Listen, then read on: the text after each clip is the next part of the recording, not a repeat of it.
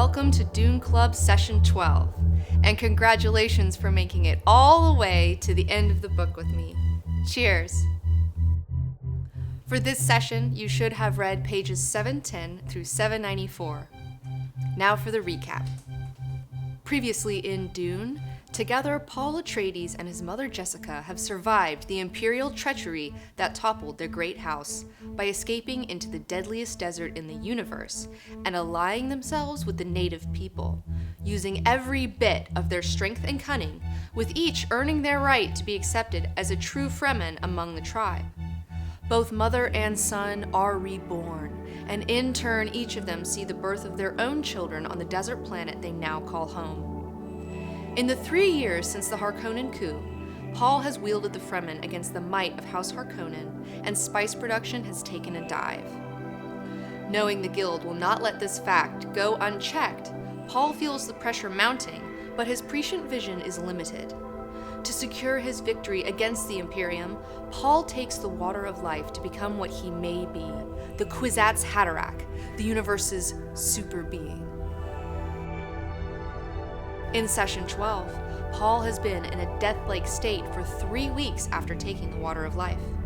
Jessica and Chani bond as they work together to revive him, and upon their success, Paul awakens as someone less than a god, but more than a human. He has returned from the outer reaches of cosmic consciousness with omniscient vision and a master plan. Things finally come to a head, and all eyes have turned to Arrakis, with the Imperial Court, the Harkonnens, and agents of the Bene Gesserit and the Guild landing in the city of Arrakeen to confront the issue of declined spice production. While the Padishah Emperor berates the Baron for his negligence in managing Arrakis, Paul launches his attack under the cover of a massive sandstorm, taking everyone by surprise. Outmaneuvered with no way to get off planet, Shaddam IV is forced to give up his throne to Paul Muad'Dib Atreides through marriage to his eldest daughter, Irulan. In our opening scene, it's been 3 weeks since Paul took the water of life, and he's been in a death-like trance. Jessica believes that her son has been poisoned, and she's exhausted everything she can think to do.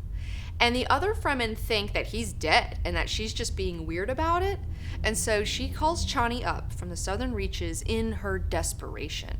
And Chani has no idea why she's been called, but she senses something has gone wrong.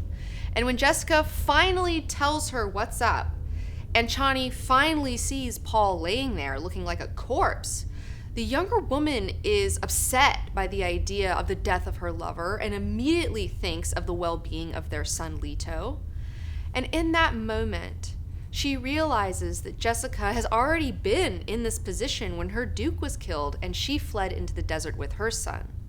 And finally, these two women, the two most powerful women in Paul's life, who have been at odds with one another, finally bond. And it's such a beautiful moment.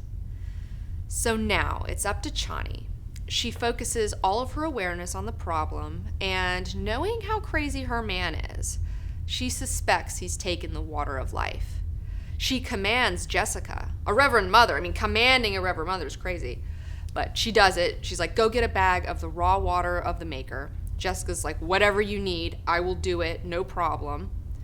And Paul is revived when Chani puts a small amount of the sacred poison under his nose and on his lips. And Jessica is like, oh my God, girl, you did it. I can't believe you. Paul, what were you thinking? And Chani is like, girl, he is your son. Are you really surprised? He would totally pull a stunt like this. And Jessica gives Chani this sour look. But Paul is like, look, listen to her, Mom. Chani gets it.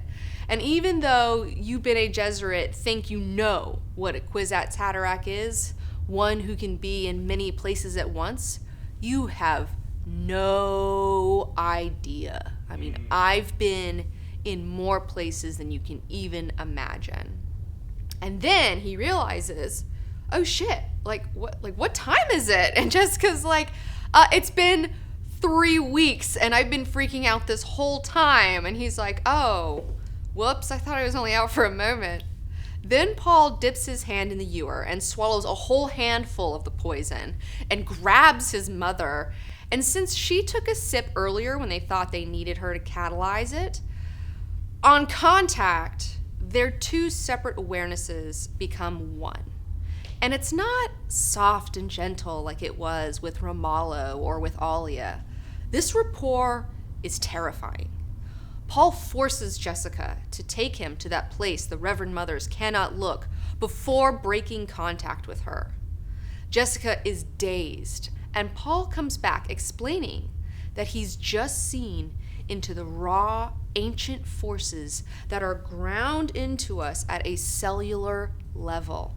That there is a giving force and there is a taking force. And that the Reverend Mothers, women, are givers, and the place they cannot look is that taking place. But that since Paul is a man, inherently a taker, he is able to look into that place and not be overwhelmed by it. And he has also looked into the giving place and survived. He has been changed into something more than a man. And when Jessica asks him if he is a giver or a taker, he replies, "I am at the fulcrum. I cannot give without taking, and I cannot take without giving." And a Fremen outside the curtains who is listening in hears this news and rushes to tell the others that Paul has changed the water of life and that there can be no doubt that he is in fact the Lisan al-Gaib. And Jessica is like, "Well, since you're the Kwisatz Haderach, you've seen the future, like tell us what you've seen." And he's like, "Forget the future, I've seen the now. And right now, in the space above our planet, it's filled with guild ships. There's the Emperor, the Baron, every great house is up there waiting for the guild's permission to land and sack our planet. But they won't until the guild is sure that spice production is safe. But guess what? I just figured out that if we take a bag of the catalyzed water of life and plant it over a pre-spice mass, it will cause a chain reaction, killing the little makers and destroying the spice cycle forever. And the guild would never allow this to happen because without the spice, they're nothing. No more spice, no more guild, no more interstellar travel. So it's game time, ladies." So now that Paul has his two most respected women on board and working together, he turns to his two most respected men, Stilgar and Gurney, to prepare for their final assault. The guild has allowed the Emperor with his imperial court and legions of Sardaukar to land in the city of Arakeen, as well as the Baron and his Harkonnen forces. That's it. And Gurney is a little weary of Paul using the family atomics to destroy the rock wall that's shielding the basin city, because using atomics can potentially get your entire planet annihilated, okay? Because if you break the rules, it's over. But Paul is like, chill, it's fine. We aren't using them against people, we aren't breaking any of the rules. And then Stilgar is a little wary of Paul recruiting the city folk as their shock troops in the oncoming assault. Because he doesn't trust city people, like he never has. But again, Paul is like, chill, dude, it's fine. These people just woke up and realized they got something to fight for themselves. They're gonna be there. They're gonna do what they're supposed to do. Then, Paul lets their captured Sardaukar go so that they can tell their master that the Duke Paul Atreides lives, to which the Emperor replies to this knowledge by raising the Chom Company flag on the top of his ship instead of an Atreides or a Harkonnen flag, saying that his allegiance is with Prophet and not with either of these great houses. Now this whole time, a big-ass bitch of a sandstorm is on its way.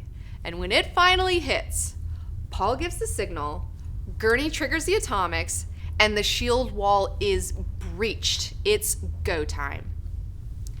And while Paul is speaking with Gurney, a garbled message comes through that there has been a raid in the southern reaches, and Paul is hit with the news that his sister Alia has been captured and his son Leto is dead.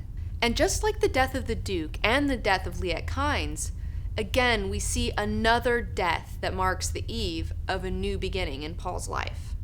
So inside the incredibly expensive Imperial flagship, The Baron is nervously awaiting his audience with the Padishah Emperor, who is taking his time, making a grand entrance, even having a throne, which is carved out of one giant single piece of quartz, carried out for him. And once seated with his soothsayer homegirl, Reverend Mother Gaius Helen Mohim, backing him up, Shaddam starts laying into the fat man, making him look like an idiot in front of the entire imperial court that's come along for the ride. And he eventually trots Alia Atreides out, whom Shaddam thinks his Sardaukar captured, but really she just let herself be captured because she didn't want to face her brother and tell him about little Leto's death. And even though the Baron and the Emperor think Alia is but a child, the Reverend Mother Mohim knows better and is calling for her immediate execution, freaking out, yelling for the little girl to get out of her mind. And by the way, apparently Alia is somehow able to insinuate herself in the minds of other Reverend Mothers and talk to them from the inside as if she's always been a part of the collective consciousnesses that they are connected with. Really nuts. Wait, like she has telepathy? Well, actually, the Emperor is so confused because he's like, wait, is this telepathy? And he can't even grasp this concept. Like, he cannot even grasp it. And Mohim and Alia both try to explain to him that, like, it's not telepathy, but the Emperor is like, whatever, use your telepathy to contact your brother and tell him to surrender for the price of your life. And she's like, yeah, no, my brother is coming and he's gonna kick your ass. And then the whole room shakes from taking fire. Sand spills in from behind the throne, and the assault has arrived. The Emperor commands they retreat into space and to throw Alia into the storm. And I love Alia screaming, "Let the storm have what it can take," in Shaddam's face before purposefully backing into the Baron, killing her grandfather with her poison needle, her Gom Jabbar, and running out the door into the chaos of battle to find a knife so that she can kill wounded enemy soldiers. So sick. He did. Baron is dead, y'all. He's dead. Batman's done, guys. Yeah. And in true Frank Herbert style, rather than writing a whole chapter glorifying the action of combat, he presents an elegant tableau of this epic battle in only a few short paragraphs. A 40-meter section of the room has been blasted away, framing the chaos outside, and we see Shaddam standing alone on his dais, looking out in awe, with arm raised, pointed towards this incredible scene in front of him, like witnessing these massive shapes of giant sandworms rising out of the storm, with the Fremen warriors riding on their backs, raining down out of the haze and onto the battlefield. So well done. And now the Emperor and his court are pressed back into the safety of the ship by the Sardaukar, and once they are locked into a room, the two guild agents who came with Shaddam are arguing. One of them lost one of their contact lenses, and you could totally see that he has the blue within blue eyes of the spice addiction. And they address the Emperor saying, you know what, we don't know how this is going to pan out. We can't see with our prescient vision, but if we can't see it, that means Paul can't see it either. And Shaddam has to, like, bite his tongue not to yell at them, saying, like, did you just see? Did you just see what the fuck is happening outside? Like, it's obvious. Like, we're defeated. Like, this is crazy. And so he turns away from the guild to his Bene Gesserit to form the only strategy they have left: treachery. And so Count Fenring is summoned. The fighting has ended, and Paul has chosen the governor's mansion that he, the Count Fenring, and Rabban Harkonnen have all lived in to meet the royal entourage to discuss his terms. And again, Stilgar and Gurney are weary, and Paul is like, chill guys, it's a poetic choice.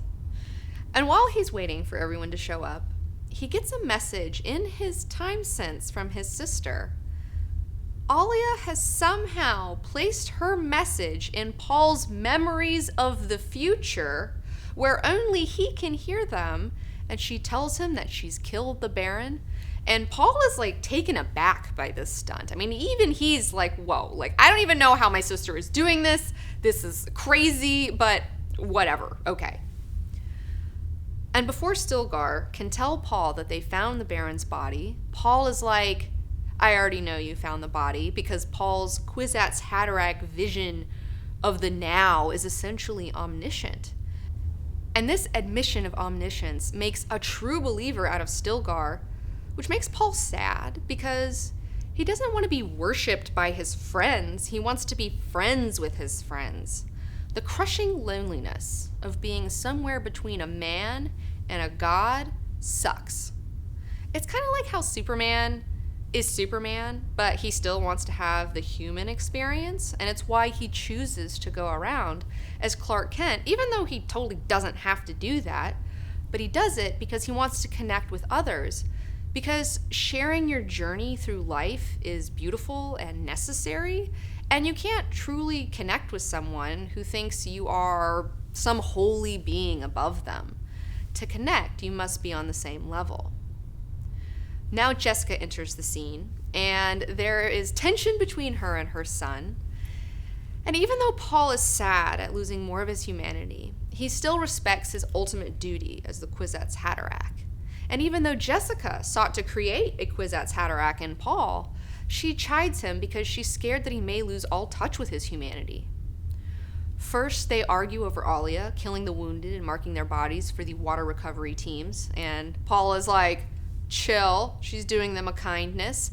And in fact, there are going to be a lot of things that I'm going to do that are going to seem really cruel to you. But in fact, I do these things out of love and kindness.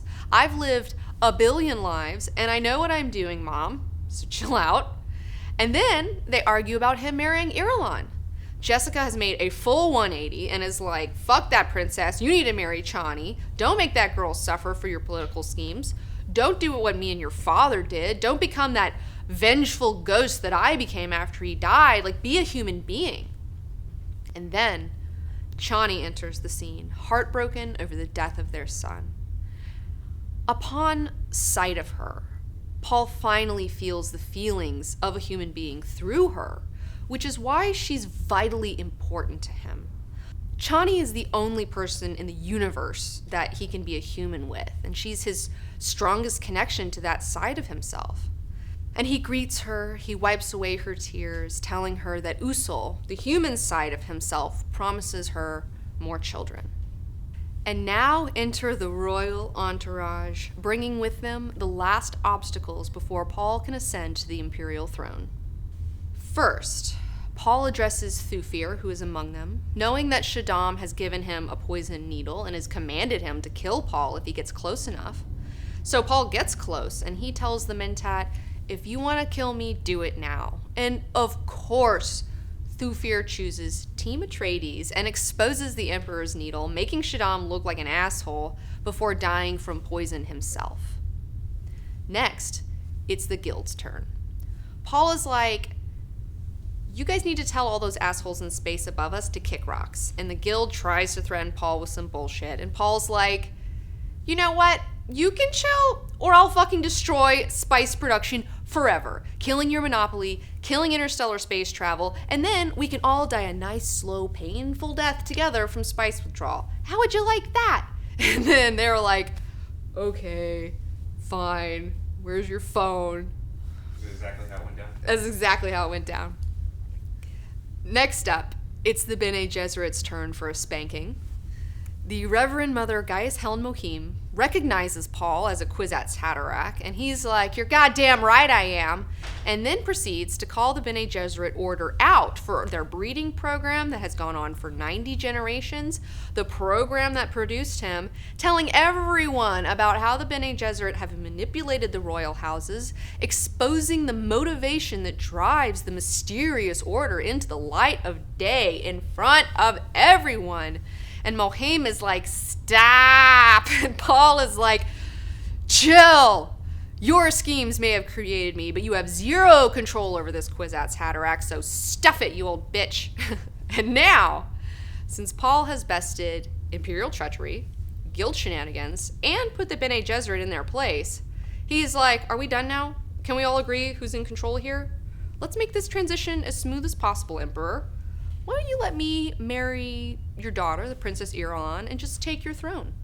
And Shaddam, who still has some tricks up his sleeve, is like not cooperating. But the women in his life, Irulan and Mohaim, are both like whispering in his ear, like, dude, this is definitely the better way to go, because the Bene Gesserit are 100% of the if you can't beat 'em, join 'em mentality. Plus, their original deal with Shaddam was to have his daughter, who is more Bene Gesserit than Carino, ascend to the throne through political marriage with her husband to be the emperor. But like, Irulan would control that dude from behind the scenes, like if she had married that idiot Fade, thereby putting a Bene Gesserit in greater control over the political scene. And while the three are arguing amongst themselves, Chani feels uncomfortable, and here she is, this small peasant girl from the desert, from nothing, and she sees this amazing, hot, tall, beautiful model blonde that her man is proposing to marry, and she feels that her days are numbered. She asks Paul, if he wants her to leave, and Paul quickly reassures her. I mean, he's like, leave? Like, girl, I want you by my side forever. It's ride or die, and furthermore, I respect you so much that I need you to stay and watch everything that goes down, because later I want to see this scene through your wisdom. I mean, so romantic. If your man is the universe's super being who can see like everything and still wants to hear your opinion and take it into consideration, whoa, like you got a real keeper. And now it's time to deal with the last Harkonnen, Feyd-Rautha, the would-be emperor, who pulls the Canley card so that Paul must face him in one-on-one combat. And Gurney is pissed because he wanted to kill Feyd, He's like, this is a Harkonnen animal. And Paul almost reveals his Harkonnen ancestry to Gurney, but stops short when Jessica gives him a sharp look, essentially telling him, do not tell Gurney that I am the Baron's daughter, that I'm a Harkonnen. That's totally going to mess up our romance. And so Paul keeps their secret and gets ready to throw down. And before the fight commences, Jessica tells Paul the secret word that Lady Margot implanted in Feyd on Gidi Prime that will paralyze him, if he needs it, like an advantage while they're fighting. But he flatly refuses to use it. He doesn't take the word? No, he doesn't take the word. He's like, I'm not going to use it. I'm going to do this. I'm going to do this fair and square. I'm not using any Bene Gesserit tricks to do this shit. So it was like, so the word is... I mean, he knows what the word is. He's just not going to use it. He's like, no, I'm not going to use it. It was not alfalfa sprouts. It was sure. Some fucked up word. Okay. Paul samples his time sense, and he finds that in this moment, as he's getting ready to fight, he is blind. He has no idea whether he's going to live or die. And he senses his terrible purpose and realizes that no matter what, if he ascends to the throne or if he dies right here, right now, there is no stopping the jihad. And maybe there's a part of Paul that wants to die in this fight. Like why he refuses to use the trigger word. Because if he dies, then he won't have to live with the weight of the billions of murders committed in his name across the universe. And now, it's the climax. Like a bizarre funhouse mirror, what could have been their wedding night if Paul had been born a girl has instead been turned into a fight to the death by a single decision Jessica made a long time ago when she was making love to her Duke.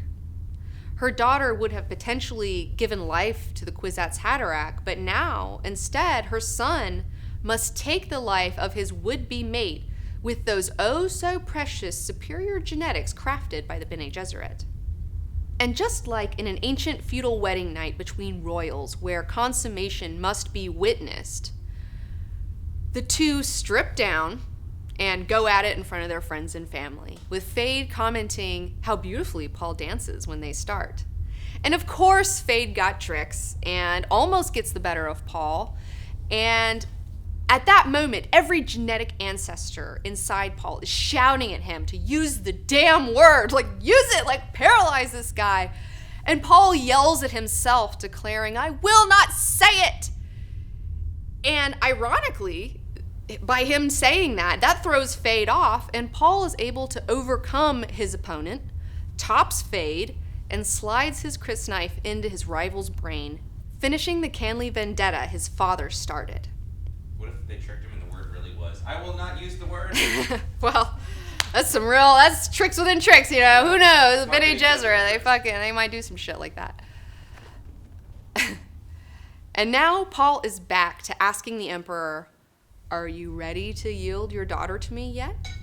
And Shaddam has only one option left, one ace in the hole.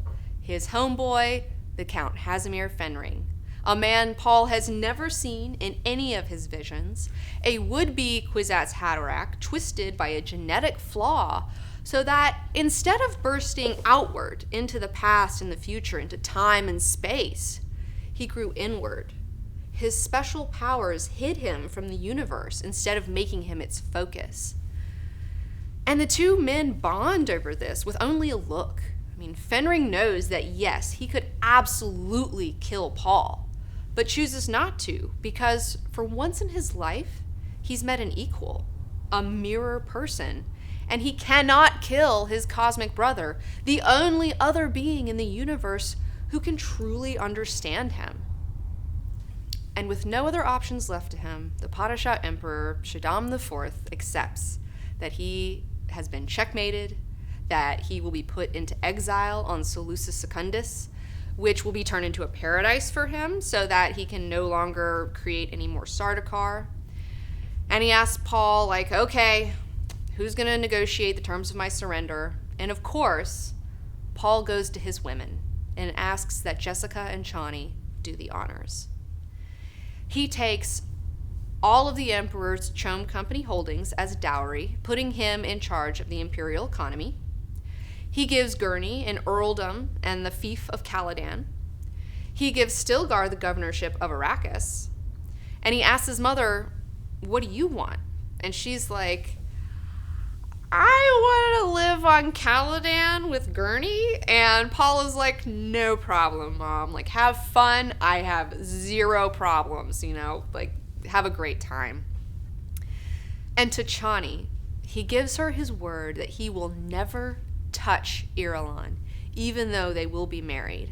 And Chani is like, like, sure. And Jessica is like, girl, do you know my son? Like, that poor bitch over there, make it the last name. But she's going to be writing books for the rest of her life instead of getting any dick. And even though we are concubines, it's our children who mount the throne and change the face of the universe. Chin up, girl. We won the real prize. And I love how this book ends with two women talking amongst themselves, two mothers, just like how this book began, if you remember, with a conversation between Jessica and Gaius Helen Mohaim. Even though it is the men who sit in their positions of power, it is the scheming of women working together that truly shapes the universe. The end. Where's my wine? It's right there. There you go. Was there more of this?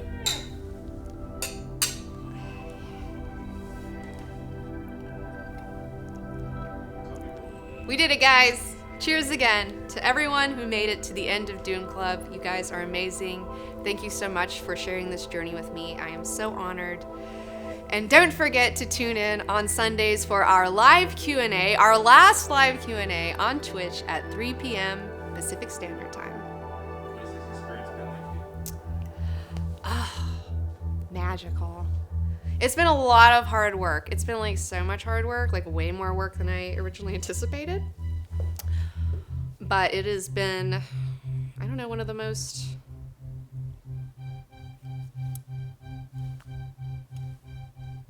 It's really cool.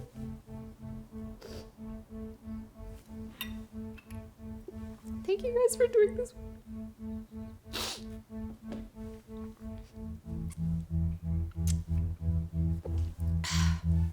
It's been one of the most spiritually fulfilling things I've ever done. I'm really happy.